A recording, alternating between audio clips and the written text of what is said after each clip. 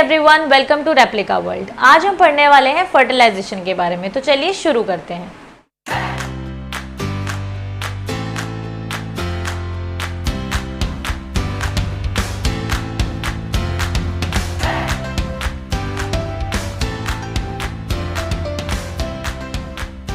जैसे कि आप लोग जानते हैं कि फर्टिलाइजेशन का मतलब क्या होता है, जहां पर मेल और फीमेल गैमेट आपस में फ्यूज करते हैं और फिर जाइगोट बनता है। तो इस चीज को हम लोग क्या बोलते हैं, फर्टिलाइजेशन।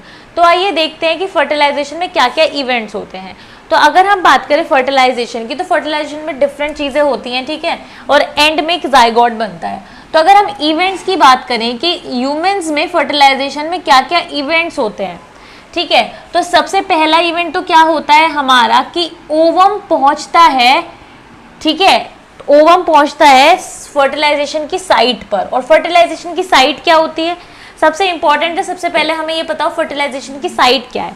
तो फर्टिलाइजेशन की साइट होती है एम्प्यूला इस्थमस जंक्शन। क्या, एम्प्यूला इस्थमस जंक्शन जो है वो फर्टिलाइजेशन की साइट होती है ह्यूमंस में, ठीक है। और हमें पता है कि जो ह्यूमंस होते हैं उनमें फर्टिलाइजेशन इंटरनल होता है, फीमेल की बॉडी के अंदर फर्टिलाइजेशन होता है। और फीमेल बॉडी में भी कहाँ होता है, जो फीमेल रिप्रोडक्टिव ऑर्गन होता है उसमें ओविडक्ट में कहाँ होता है, एम्प्यूला इस्थमस के जंक्शन पर, ठीक है, ये बात हम लोग जानते हैं। तो सबसे पहले क्या होता है, ovum reaches at the site of fertilization, ठीक है, सबसे पहले ओवम फर्टिलाइजेशन की साइट पे पहुंचता है। तो ovum reaches at the site of fertilization, okay. तो इस तरीके से ओवम फर्टिलाइजेशन की साइट पर पहुंच जाता है, ठीक है। उसके बाद सेकंड जो हमारी स्टेज आती है वो आती है इंसेमिनेशन, ठीक है, इंसेमिनेशन। उसके बाद आता है हमारा फिर स्पर्म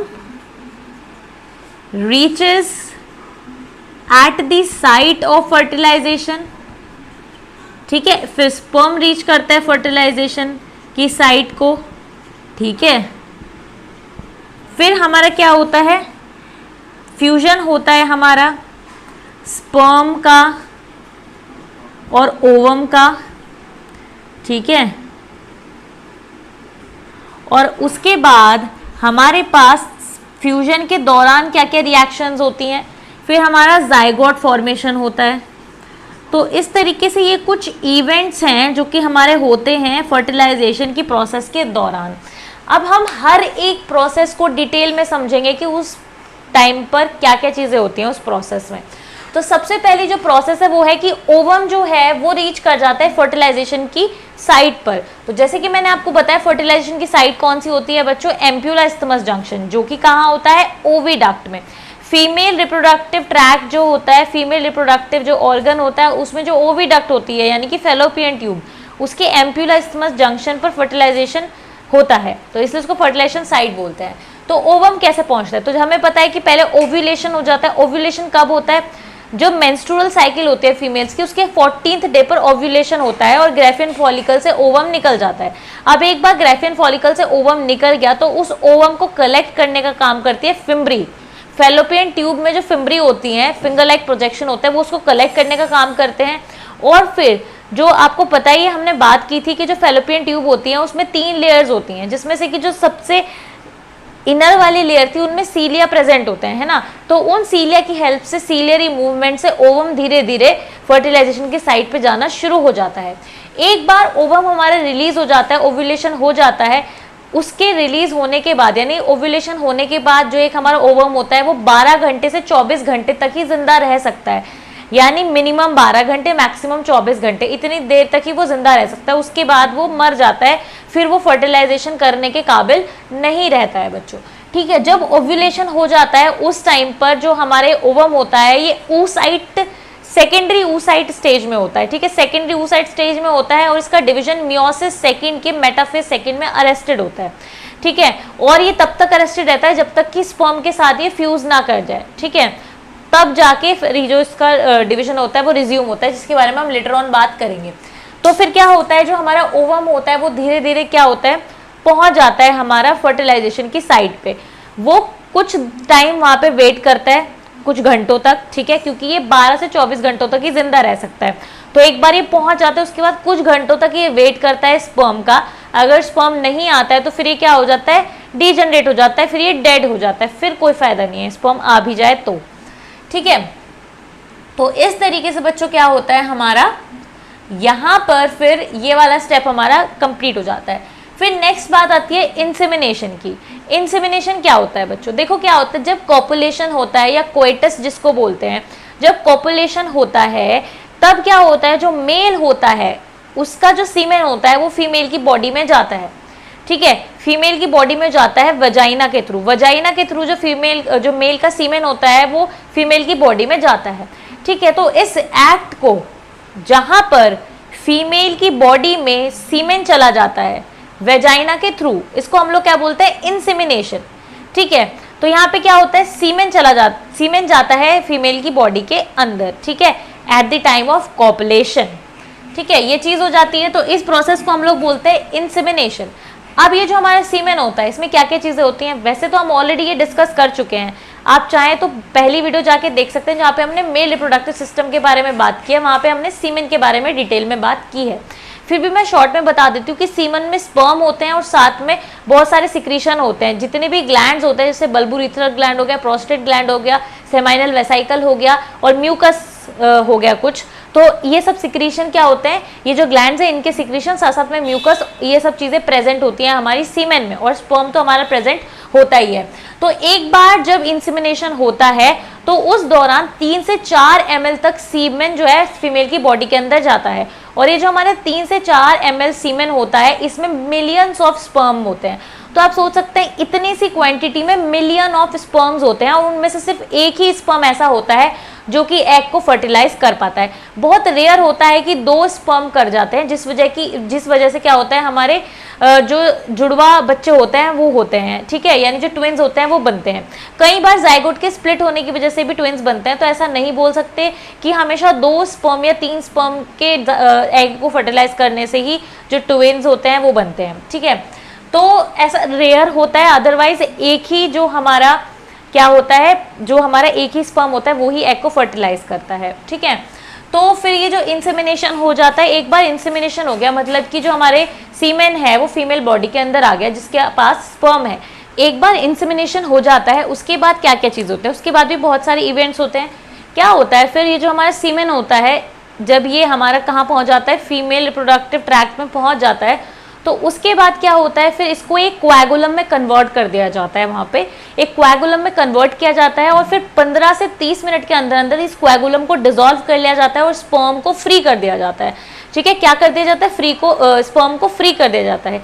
जैसे ही एक बार स्पर्म फ्री होते हैं तो अब स्पर्म की जद्दोजहद जो होती है फर्टिलाइजेशन की साइट तक पहुँचने की, वो शुरू हो जाती है, ठीक है। अब ये जो फीमेल रिप्रोडक्टिव ट्रैक्ट होता है ये भी हेल्प करता है स्पर्म की पहुंचने में, क्योंकि देखिए आप खुद सोचिए कि जब नेचर ने ये सिस्टम बनाया है तो दोनों तरफ से सपोर्ट चाहिए कि स्पर्म भी वहां तक पहुंचना चाहिए और फीमेल के जो रिप्रोडक्टिव ऑर्गन है वो भी उसको वहां तक पहुंचाएं, ठीक है। तो उसके लिए फीमेल रिप्रोडक्टिव सिस्टम में भी चेंजेस होते हैं, पीएच उतना हो जाता है जितना कि स्पर्म की एक्टिविटी के लिए जरूरी है, ठीक है। साथ साथ में बच्चों और क्या चीजें होती हैं, जो हमारा सर्विक्स होता है उसमें स्ट्रिंग्स बनने शुरू हो जाते हैं, ठीक है, म्यूकोसल स्ट्रिंग्स बनने लगते हैं, जिससे कि हेल्प मिलती है स्पर्म को डायरेक्शन देने में, यानी स्पर्म को डायरेक्शन देने में हेल्प मिलती है कि स्पर्म सही जगह पहुंच सके, क्योंकि स्पर्म को सही जगह पहुंचाना जरूरी है ना, अदरवाइज वो कहीं भी पहुंच सकता है। तो स्पर्म को डायरेक्शन देने के लिए सर्विक्स में क्या होता है, स्ट्रिंग्स बनने शुरू हो जाते हैं। साथ साथ में फीमेल का जो रिप्रोडक्टिव ट्रैक्ट होता है उसमें भी मूवमेंट स्टार्ट हो जाता है। क्यों होता है मूवमेंट स्टार्ट, क्योंकि जैसे ही कॉपुलेशन होता है उसके बाद फीमेल की जो बॉडी होती है उसमें जो एक हमारा हार्मोन होता है ऑक्सीटोसिन, वो रिलीज होने लगता है। साथ में जो हमारा सीमेन होता है उसमें प्रोस्टाग्लैंडिन्स होते हैं। क्या होता है, प्रोस्टाग्लैंडिन्स होते हैं, और जो फीमेल बॉडी होती है उसमें ऑक्सीटोसिन होता है। इस वजह से क्या होता है, जो फीमेल का रिप्रोडक्टिव ट्रैक्ट है उसमें मस्कुलर मूवमेंट होने लगता है, इस वजह से भी स्पर्म को धीरे धीरे आगे बढ़ने का मौका मिलता है, ठीक है। उसके बाद एक और चीज होती है यहाँ पर, ठीक है, एक और चीज यहाँ पे बच्चों बहुत इंपॉर्टेंट होती है। क्या चीज इंपॉर्टेंट होती है, एक तो हमारा जैसे कि मैंने आपको बताया कि जैसे ही इंसेमिनेशन हो जाएगा तो उसके बाद कोएगुलम बन जाएगा और फिर कोएगुलम डिसॉल्व हो जाएगा, जिससे कि क्या होगा, स्पर्म्स जो है बच्चों फ्री हो जाएंगे, ठीक है। उसके बाद फिर क्या होगा, फिर जो हमारा क्या है ऑक्सीटोसिन है, और जो हमारा प्रोस्टाग्लैंडिन है, और जो प्रोस्टाग्लैंडिन है उसकी वजह से बच्चों क्या होना शुरू हो जाएगा, जो फीमेल रिप्रोडक्टिव ट्रैक्ट है उसमें मूवमेंट होना शुरू हो जाएगा। तो फीमेल रिप्रोडक्टिव ट्रैक्ट में मूवमेंट शुरू हो जाएगा, ठीक है। फीमेल रिप्रोडक्टिव ट्रैक्ट में मूवमेंट स्टार्ट हो जाएगा, तो स्पर्म को आगे जाने में हेल्प मिलेगी, और साथ साथ में जो हमारा सर्विक्स है उसमें म्यूकोसल स्ट्रिंग्स बनना शुरू हो जाएंगे, स्ट्रिंग्स बनना शुरू हो जाएंगे, जो कि डायरेक्शन देंगे, डायरेक्ट करेंगे स्पर्म के मूवमेंट को, डायरेक्ट स्पर्म मूवमेंट, ठीक है। ये इतनी सारी चीजें इसमें होती हैं ऑलरेडी।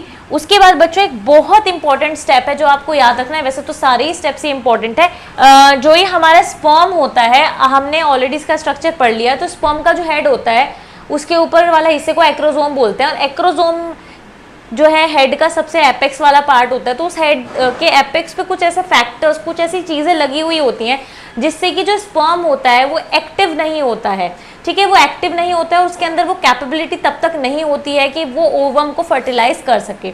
तो फीमेल रिप्रोडक्टिव ट्रैक्ट में एक प्रोसेस होती है जहां पर क्या किया जाता है कि जो भी उस पर जो फैक्टर्स हैं उनको रिमूव किया जाता है, ठीक है। जो वो ऐसे फैक्टर्स थे जिसकी वजह से जो स्पर्म था वो एक्टिव नहीं था, उनको रिमूव किया जाता है। अब इसमें क्या क्या चीजें होती हैं बच्चों, हम ये देखते हैं कि प्रोसेस में क्या क्या चीजें होती हैं, यानी कि क्या क्या चेंजेस होते हैं। तो देखो सबसे पहले तो क्या होता है, जितने भी जो भी कोई भी चीजें या कोई भी प्रोटीन्स वगैरह हैं जो कि कैपेसिटेशन कर रही है, ठीक है। तो हम बात कर रहे हैं डीकैपेसिटेशन की, प्रोटीन्स की वजह से हो रहा है, तो उन प्रोटीन्स को रिमूव करने का काम होता है फीमेल रिप्रोडक्टिव ट्रैक्ट में। तो protein removal from sperm head, ठीक है।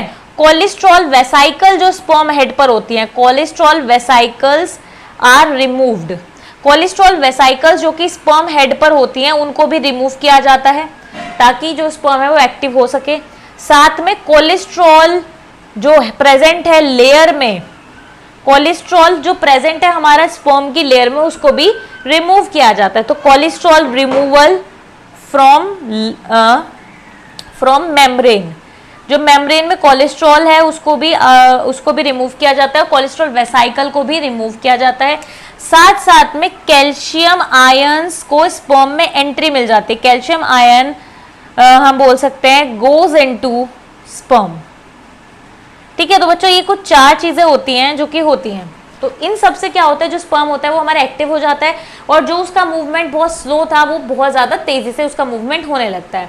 और फिर एक बार अगर स्पर्म फीमेल रिप्रोडक्टिव ट्रैक्ट में पहुंच जाता है वो तो 24 घंटों से ज्यादा वो जिंदा रह सकता है, यानी 1-2 दिन तक वो आराम से जिंदा रह सकता है, ठीक है। यानी कि 1 दिन से ज्यादा जिंदा रह सकता है, तो वो अवेलेबल होता है फर्टिलाइजेशन करने के लिए। पर प्रॉब्लम ये है कि ओवा का भी देखना पड़ता है कि ओवा अवेलेबल है या नहीं, ठीक है, क्योंकि ओवा भी 12 से 24 घंटे तक ही अवेलेबल हो सकता है।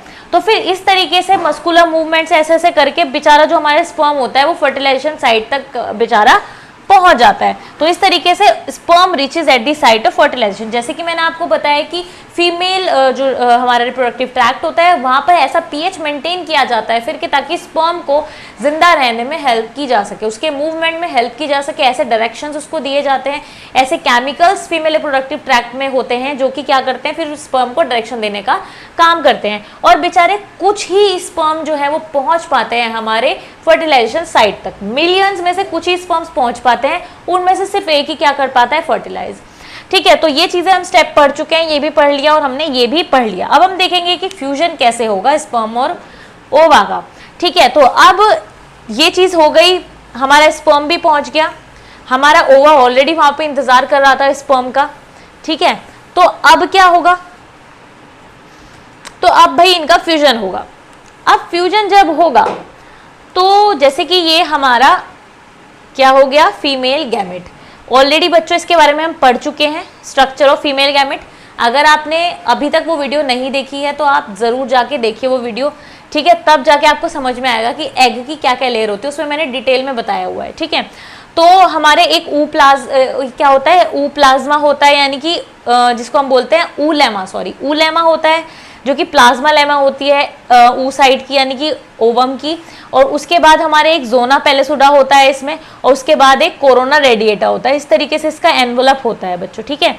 उस वीडियो में आप जाके देखेंगे तो आपको डिटेल में पता चलेगा, ठीक है। बहुत अच्छा डायग्राम है वो, आप देखिएगा उसको जरूर, ठीक है। तो इस तरीके से बच्चों क्या है, ये लेयर समझना इसलिए जरूरी है पहले, इसलिए मैंने वो पहले वीडियो बनाई ताकि आप पहले इसकी लेयर समझें, ताकि फिर आप समझ पाए कि कैसे स्पर्म लाइज करता है इन लेयर्स को, ठीक है। तो पहली ये जो लेयर है ये है हमारी ऊलेमा यानी इसकी प्लाज्मा लेमा, दूसरी है जोना रेडिएटा, नहीं, दूसरी है जोना पेलिसुडा, ठीक है, जोना पेलुसिडा, और तीसरी है बच्चों हमारी कोरोना रेडिएटा, ठीक है, कोरोना रेडिएटा। 3 ये हमारी लेयर्स हैं इसकी। तो अब जैसे ही स्पर्म आ जाएगा कांटेक्ट में किसके, हमारे एग के, ठीक है, तो अब क्या होगा, स्पर्म को हम किसी दूसरे कलर से बना लेते हैं, हम स्पर्म को बना लेते हैं रेड कलर से। तो देखिए जैसे कि बेचारा ये स्पर्म आ गया हमारा, ये स्पर्म हमारा आ गया, ठीक है, ये हमारा स्पर्म है एक, ठीक है, ये स्पर्म हमारा आ जाता है, ये अब स्पर्म हमारा आ गया। अब स्पर्म के आगे बहुत सारी चुनौतियां हैं, चुनौतियां इसलिए हैं क्योंकि इतनी सारी लेयर्स को इसको क्या करना है, पार करना है, ठीक है। तो देखो एक इंपॉर्टेंट चीज है कि जो हमारा कोरोना रेडिएटा होता है उसके जो ये कोरोना सेल्स होते हैं, ठीक है, ये आपस में जुड़े हुए होते हैं हाइलुरोनिक एसिड से। किससे जुड़े हुए होते हैं, हाइलुरोनिक एसिड से। तो जैसे ही स्पर्म इनके कांटेक्ट में आएगा तो जो स्पर्म का एक्रोसोम है बच्चों, स्पर्म के हेड पे जो एक्रोसोम पाया जाता है उसमें भर भर के एंजाइम्स होते हैं। तो उसके अंदर एक एंजाइम होता है हाइलेरोनिडेज। क्या होता है, हाइलेरोनिडेज। तो हाइलेरोनिडेज हाइलेयूरोनिक एसिड को डिसॉल्व करने का काम करता है, उसको डिसोसिएट करने का काम करता है, ठीक है। तो हाइलेरोनिडेज जो एक एंजाइम है वो हाइलेरोनिक एसिड को, ठीक है, हाइलेरोनिक एसिड को डिसोसिएट करने का काम करता है, उसको क्या करता है, डिसोसिएट करने का काम करता है, तोड़ने का काम करता है, जिससे कि जब हाइलेरोनिडेज एंजाइम जो है वो स्पर्म के एक्रोसोम से यहां पर रिएक्ट करेगा तो इससे क्या होगा, ये जो हाइलेरोनिक एसिड है ये डिसोसिएट हो जाएगा, तो इसके जो सेल्स है ना वो अलग अलग हो जाएंगे, जिससे कि स्पर्म को रास्ता मिल पाएगा, और स्पर्म फाइनली बच्चों कहां पहुंच जाएगा, जोना पेलिसुडा के पास। अब स्पर्म अगली स्टेज में पहुंच जाएगा जोना पेलिसुडा के पास। तो यही स्पर्म मैं ब्लैक से बना रही हूं, अब ये पहुंच चुका है जोना पेलिसुडा के पास। अब ये जो हमारे जोना पेलिसुडा लेयर होती है बड़ी कमाल की लेयर होती है, नॉन सेलुलर लेयर होती है, सेल से मिलकर ये नहीं बनी हुई होती है। इसके ऊपर फर्टिलिजन रिसेप्टर्स होते हैं। क्या, कुछ रिसेप्टर्स होते हैं जिनको हम फर्टिलिजन बोलते हैं। ये रिसेप्टर्स होते हैं हमारे ZP1, ZP2 एंड ZP3। तो ये रिसेप्टर्स होते हैं, इनको हम फर्टिलिजन बोलते हैं। और इसके जवाब में स्पर्म के पास होते हैं सेल्स जिनको हम लोग बोलते हैं, स्पर्म के हेड पर ही होते हैं, उनको हम लोग बोलते हैं एंटी फर्टिलिजन, ठीक है। तो एंटी फर्टिलिजन ऑलरेडी प्रेजेंट होते हैं इन रिसेप्टर्स के लिए स्पर्म पे। तो स्पर्म पे होती हैं एंटी फर्टिलिजन और जोना पेलिसुडा पे होते हैं फर्टिलिजन, ZP1, ZP2 एंड ZP3। तो यहाँ पर ऑलरेडी प्रेजेंट होते हैं। अब क्या होता है, जो स्पर्म का एंटी फर्टिलिजन होता है वो बाइंड करता है किसके साथ में, फर्टिलिजन के साथ में, जोना पेलिसुडा के। फिर इनमें रिएक्शन होती है, ठीक है, इनमें रिएक्शन होती है, और जब रिएक्शन होती है, ठीक है, डिटेक्ट वगैरह किया जाता है, उसके बाद फिर क्या होता है, जोना पेलिसुडा में कुछ चेंजेस हो जाते हैं, हो जाते हैं, और जो जोना पेलिसुडा होती है वो हमारी डिसोसिएट होने लगते हैं। तो पहले तो क्या होता है, जैसे ही एंटी फर्टिलिजन और ये सब चीजें आपस में बाइंड करती हैं, ठीक है, और उसके बाद फिर क्या होता है, डिटेक्ट हो जाता है स्पर्म। तो उसके बाद क्या होता है, स्पर्म का जो एक्रोसोम होता है, स्पर्म उसको यही एम्प्टी कर देता है, यानी कि सारा एक्रोसोम का कंटेंट यहाँ पर उड़ेल देता है स्पर्म जोना पेलिसुडा के पास। तो जैसे ही जोना पेलिसुडा के पास ये अपने सारा कंटेंट उड़ेल देता है तो उसके अंदर जोना लाइसिन एक एंजाइम होता है। देखो भाई, स्पर्म पूरे इंतजाम के साथ आता है, उसके पास सारी चीजें होंगी, उसका काम ही यही है कि उसको एक्को फर्टिलाइज करना है, तो वो पूरे इंतजाम के साथ आता है। हर किसी चीज के लिए उसने क्या लिया हुआ है, हथियार लिया हुआ है। तो वो ज़ोनालाइसिन एंजाइम भी लेके आ रखा है। तो एक्रोसोम का जो कंटेंट है वो यहाँ पे एम्प्टी हो जाएगा, यानी यहाँ पे उड़ेल देगा स्पर्म सारे अपने कंटेंट को इस जो एक्रोसोम का है, और उस एक्रोसोम के कंटेंट में हमारे पास क्या होगा, ज़ोनालाइसिन। तो ज़ोनालाइसिन क्या करेगा, आप ज़ोना पेलिसुडा को लाइस कर देगा। क्या कर देगा, ज़ोना पेलिसुडा को लाइस कर देगा बच्चों, ठीक है। और इस वजह से एक और चीज होगी, ज़ोना पेलिसुडा तो लाइस हो ही जाएगा, साथ साथ में क्या होगा, ये जो हमारा ऊलेमा है बच्चों, ये जो हमारा ऊलेमा है, इसको भी पता लग जाएगा कि भाई स्पर्म जो है हमारा आ गया। तो अभी जो स्पर्म है ये हमारा ऊलेमा तक पहुंच जाता है, तो अब मैंने इसको ऊलेमा तक पहुंचा दिया बच्चों, ठीक है। अब ये ऊलेमा तक पहुंच जाता है, तो ये जो एक्रोसोमल रिएक्शन होती है, जहां पर एक्रोसोम अपने एंजाइम से कोरोना रेडिएटा और ज़ोना पेलिसुडा को तोड़ रहा होता है, इसको हम एक्रोसोमल रिएक्शन बोलते हैं, ठीक है। इसकी वजह से और भी क्या चीजें होंगी, ये जो हमारा ऊलेमा होगा, यानी कि जो प्लाज्मा लेमा है ऊ साइड की, उसमें एक कोन बन जाएगा बच्चों। क्या बन जाएगा, एक कोन बन जाएगा बाहर की तरफ, और जो स्पर्म है वो भी यही इसी कोन पर आके चिपकेगा फिर, ठीक है, इसी तरफ से आएगा। तो इसकी वजह से स्पर्म की तरफ, जहाँ पे स्पर्म से एंट्री हो रही होती है, वहां पे एक कोन बन जाता है हमारे ऊलेमा में। क्या बन जाता है बच्चों, एक हमारा कोन बन जाता है, ठीक है। इसको ब्लू से बना देते हैं, तो एक कोन हमारा बन जाता है, इसको हम लोग बोलते हैं कोन ऑफ रिसेप्शन। क्या बोलते हैं, कोन ऑफ रिसेप्शन बच्चों, क्या बोलते हैं, कोन ऑफ रिसेप्शन। अब क्या होता है, जो स्पर्म होता है वो अपने उसके पास जो कैल्शियम आयंस होते हैं, और वो अपनी एक्टिविटी से क्या करता है, इस कोन ऑफ रिसेप्शन पे जो ये मेम्ब्रेन है, ऊलेमा जो है, इसको डीपोलराइज कर देता है। क्या कर देता है, डीपोलराइज कर देता है, जिस वजह से यहाँ से ये मेम्ब्रेन जो है कमजोर पड़ जाती है। साथ साथ में कैल्शियम की वेव जनरेट हो जाती है हमारे एग के अंदर। क्या हो जाती है, कैल्शियम की वेव जनरेट हो जाती है, और यहाँ से क्या होता है, फिर ये जो मेम्ब्रेन होती है ये लाइस हो जाती है, और स्पर्म क्या करता है, अंदर एंटर कर जाता है। स्पर्म एंटर पूरा नहीं करता है, स्पर्म का जो कंटेंट है, जो स्पर्म के हेड का कंटेंट है, मिडल पीस का कंटेंट है, नेक का कंटेंट है, यानी कि स्पर्म के हेड, नेक और मिडल पीस का कंटेंट है वो एम्प्टी आउट हो जाता है हमारे एग में, ठीक है। हमारे ओवम में सारा कंटेंट चला जाता है, और टेल बाहर रह जाती है स्पर्म की। क्या होता है, टेल हमारी बाहर रह जाती है, टेल जो है हमारा बाहर रह जाता है। तो जैसे ही एक बार जो हमारा कंटेंट है स्पर्म का वो इसके अंदर आ जाता है बच्चों, उसके बाद क्या होता है, उसके बाद कुछ चेंजेस होते हैं, और जो हमारी ऊलेमा है, अब ये यहाँ पे क्या होता है, पूरा क्या होता है, दोबारा से कवर हो जाता है।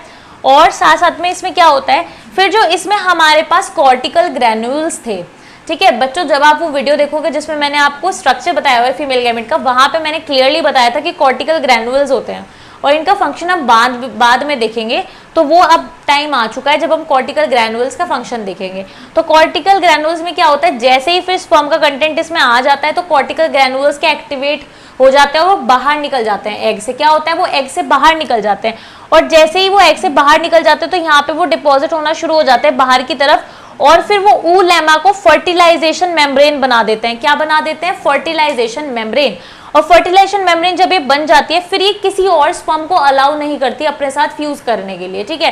किसी और स्पर्म को फिर ये अलाउ नहीं करती है फ्यूज करने के लिए, ये बोलती है कि भाई शटर अब क्लोज हो चुका है, जो होना था हो चुका है, अब हम किसी और को एंट्री नहीं देंगे, ठीक है। तो क्या होता है, फिर यहाँ पे एक लेयर, ये फर्टिलाइजेशन लेयर बन जाती है कॉर्टिकल ग्रैन्यूल्स की वजह से, ठीक है। अब साथ साथ में कॉर्टिकल ग्रैन्यूल्स ज़ोना पेलिसुडा के पास भी जाते हैं, और उसको भी, उसमें भी कुछ चेंजेस करते हैं। तो उसके आसपास जो और स्पर्म्स चिपके हुए होते हैं, ज़ोना पेलिसुडा के आसपास जो और स्पर्म चिपके हुए होते हैं, उनको डिटैच करने का काम हो जाता है। यानी कि कॉर्टिकल ग्रैन्यूल्स ये तो काम करते ही है फर्टिलाइजेशन मेम्ब्रेन बनाने का, साथ साथ में ज़ोना पेलिसुडा में भी वो ऐसे चेंजेस करते हैं कि उससे जो और बाकी के स्पर्म चिपके होते हैं उनको डिटैच कर दिया जाता है, उनको मार दिया जाता है, ठीक है। तो इसको हम लोग बोलते हैं ज़ोना रिएक्शन, जहाँ पे ज़ोना का जो मतलब चेंज है वो हुआ। तो इस तरीके से ये चीज हो जाती है। उसके बाद बच्चों अब क्या होता है, फ्यूजन हो गया। फ्यूजन होने के बाद जाइगोट फॉर्मेशन से पहले एक चीज होती है, 5वें स्टेप से पहले एक और चीज आती है, 4 प्राइम स्टेप हम उसको बोल सकते हैं, ठीक है। उसमें क्या चीज होती है, देखो बच्चों, हमें ये चीज पता थी कि जो हमारा एग है उसका जो न्यूक्लियस है वो मेटाफेज सेकंड पर अरेस्टेड है, यानी जो हमारा मियोसिस सेकंड का मेटाफेज सेकंड था उस पर अरेस्टेड है, तो अभी डिवीजन पूरा नहीं हुआ है। तो स्पर्म के आ जाने की वजह से वो डिवीजन दोबारा से रिज्यूम हो जाता है। डिवीजन पूरा इसलिए नहीं हो रहा था क्योंकि एग में मेटाफेज प्रमोटिंग फैक्टर एक्यूमुलेटेड थे, यानी मेटाफेज प्रमोटिंग फैक्टर बहुत ज़्यादा अमाउंट में थे, तो जैसे ही स्पर्म का कंटेंट यहाँ पे आ जाता है, स्पर्म फ्यूज कर जाता है एग के साथ में, तो मेटाफेज प्रमोटिंग फैक्टर तो डिसोसिएट हो जाता है और एनाफेज प्रमोटिंग फैक्टर बनने लगता है, एनाफेज प्रमोटिंग फैक्टर बनने लगता है और मियोसिस सेकंड दोबारा से रिज्यूम हो जाती है, दोबारा से शुरू हो जाती है मियोसिस सेकंड और पूरी कंप्लीट हो जाती है। मियोसिस कंप्लीट होती है तो जो हमारा ओवम होता है वो पूरा कंप्लीट हो जाता है, एक फुली ग्रोन ओवम बन जाता है, फुली डिवाइडेड ओवम बन जाता है और न्यूक्लियस भी पूरा डिवाइड हो चुका होता है अच्छे से, ठीक है। और जो हमारा एज अ रिजल्ट हमें ओवम मिला और सेकेंड पोलर बॉडी मिली, सेकेंड पोलर बॉडी जो है एग से बाहर निकल जाती है, सेकेंड पोलर बॉडी एग से बाहर निकल जाती है और ये पूरा हो जाता है। तो अब ये जो न्यूक्लियस होता है हमारा ऊ साइड का, इसको हम लोग बोलते हैं, सॉरी, जो हमारा ओवम का न्यूक्लियस होता है उसको हम लोग अब बोलते हैं pro nucleus, female pro nucleus, female pro nucleus इसको बोलते हैं। और क्योंकि स्पर्म ने अपना सारा कंटेंट क्या छोड़ दिया है हमारे एग के अंदर, तो उसके अंदर न्यूक्लियस भी है स्पर्म का, तो इस न्यूक्लियस को, स्पर्म के न्यूक्लियस को हम लोग मेल प्रो न्यूक्लियस बोलते हैं। तो मेल प्रो न्यूक्लियस और फीमेल प्रो न्यूक्लियस अब आपस में फ्यूज कर जाते हैं। तो हम मान लेते हैं कि ये हमारा फीमेल प्रो न्यूक्लियस है, तो ये हमारा मेल प्रो न्यूक्लियस, सबसे पहले इनका जो न्यूक्लियोप्लाज्म है यानी न्यूक्लियस की जो आउटर मेम्ब्रेन है और जो पूरा एनवलप है वो डिसॉल्व होता है और डिसॉल्व होने के बाद क्या होता है, इनका कंटेंट आपस में मिक्स होता है और साथ में फिर क्या होता है, कैरियोगैमी होती है, ठीक है। और क्या होता है, सबसे पहले तो न्यूक्लियोप्लाज्म डिसॉल्व होता है, उसके बाद स्पिंडल फॉर्मेशन होता है, ठीक है, यानी कि क्या होता है फिर यहाँ पे इस न्यूक्लियस में कैरियोगैमी होती है और फिर इस तरीके से क्या होता है, ये फ्यूज हो जाते हैं दोनों न्यूक्लियस और दोनों न्यूक्लियस फ्यूज होने के बाद एक ये डिप्लॉयड न्यूक्लियस बनाते हैं। क्योंकि हमें पता है एग का न्यूक्लियस भी हैप्लॉयड होता है और स्पर्म का न्यूक्लियस भी हैप्लॉयड होता है, तो दोनों मिलकर ये डिप्लॉयड न्यूक्लियस बनाते हैं यानी कि 2n हो जाते हैं। और फिर क्या होता है, ये जो हमारा ओवम था ये बदल जाता है जाइगोट में, जो हमारा ओवम था ये बन जाता है जाइगोट। तो इस तरीके से कंप्लीट हो जाती है हमारी फर्टिलाइजेशन की प्रोसेस। बच्चों ये चीज़ तो मैं जानती हूँ कि जो फर्टिलाइजेशन की प्रोसेस है सिंपल नहीं है, इसमें बहुत सारे इवेंट्स हैं जो आपको समझने हैं और याद रखने पड़ेंगे, ठीक है। तो आप ऐसा कर सकते हैं कि आप कोई स्टेप बाय स्टेप कोई चार्ट बना सकते हैं या फिर आप किसी कहानी से इसको जोड़ के याद कर सकते हैं, जैसा आपको ठीक लगे। अगर आप नॉर्मली इसको समझ करके याद कर सकते हैं तो वो भी ठीक है, पर मैं आपको सजेस्ट करूंगी कि आप इसका एक फ्लो चार्ट बना लीजिए ताकि आप हर इवेंट को लिख लें और आप किसी इवेंट को मिस आउट ना करें। क्योंकि अगर बच्चों एक भी इवेंट मिस आउट हुआ तो जो हमारे मार्क्स है वो डिडक्ट हो सकते हैं। और अगर आप किसी कॉम्पिटिटिव एग्जाम की तैयारी कर रहे हैं तो हो सकता है जो पॉइंट आप मिस कर दें उसमें से क्वेश्चन आ जाए। तो इसलिए ये बहुत इंपॉर्टेंट है ह्यूमन रिप्रोडक्शन में फर्टिलाइजेशन की प्रोसेस, क्योंकि ये बहुत पेचीदा है, तो इसलिए क्वेश्चंस आने के चांसेस इससे ज़्यादा होते हैं। तो ये आप अच्छी तरीके से समझ लीजिएगा। अगर आपको लगता है कि कोई ऐसी चीज़ है कि जो मैंने इसमें से मिस कर दी है तो वो मुझे आप कमेंट सेक्शन में ज़रूर बताइए। और अगर कोई क्वेश्चन है इसके रिगार्डिंग या किसी भी टॉपिक के रिगार्डिंग तो भी आप मुझे कमेंट सेक्शन में बताइए। कुछ सजेस्ट आप मुझे करना चाहते हैं तो भी कमेंट ज़रूर करें। और अगर ये वीडियो आपको पसंद आती है तो लाइक ज़रूर करें, अपने दोस्तों के साथ शेयर करें और एप्लिका वर्ल्ड को सब्सक्राइब करें।